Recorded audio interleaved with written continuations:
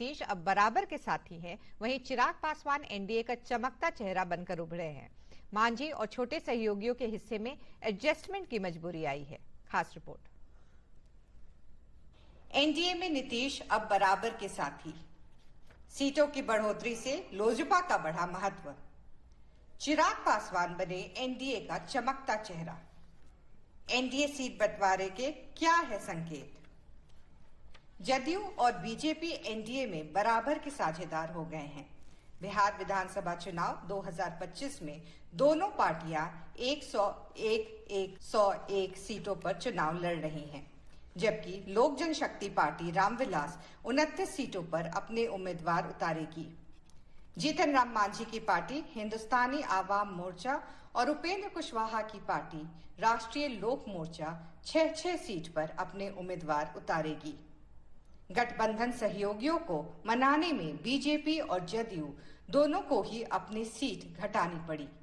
जदयू को 2020 के चुनाव की तुलना में 14 सीटें कम मिली हैं, जबकि बीजेपी को 9 सीटें कम मिली हैं। 2020 के विधानसभा चुनाव में मुख्यमंत्री नीतीश कुमार के नेतृत्व वाली जदयू ने 115 सीट पर और बीजेपी ने 110 सीट पर चुनाव लड़ा था।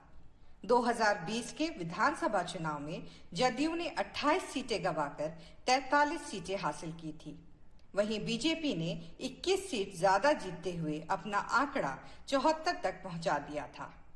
वीआईपी ने 2020 चुनाव में 11 सीटों पर चुनाव लड़ा था, लेकिन वो 4 सीटें ही जीत पाई थी, जबकि हमने 7 में से 4 सीटें जीती थी। हालांकि इस चुनाव में वीआईपी महागठबंधन के साथ है।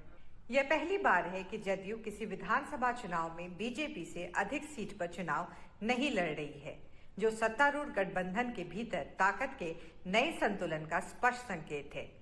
बिहार की राजनीति में नीतीश कुमार हमेशा बड़े भाई की भूमिका में रहे हैं, लेकिन इस बार 101 का बंटवारा इस बात का प्रतीक है कि भाजपा ने अब जेडीयू को बराबरी की साझेदार मान लिया है, न कि वरिष्ठ सहयोगी। यह इस बात का भी संकेत है कि भाजपा बिहार की राजनीति में नीतीश पर निर्भर नहीं रहना चाहती। वहीं बात चिराग पासवान की करें तो उनकी ताकत बढ़ी है। पिछले चुनाव में लोजपा खेल बिगाड़ने की भूमिका में थी, जिस कारण जदयू को काफी नुकसान हुआ था। इस बार 29 सीट देकर भाजपा चिराग पासवान को दलित चेहरा और युवा ऊर्जा के रूप में प्रमोट करना चाहती है। वहीं जीतन राम मांझी की सीटों में कटौती हुई है। जीतन राम मांझी की पार्टी हम को इस बार सिर्फ 6 सीटें दी गई हैं, जो पिछली बार से कम है। ब्यूरो रिपोर्ट, दूरदर्शन समाचार, पटना।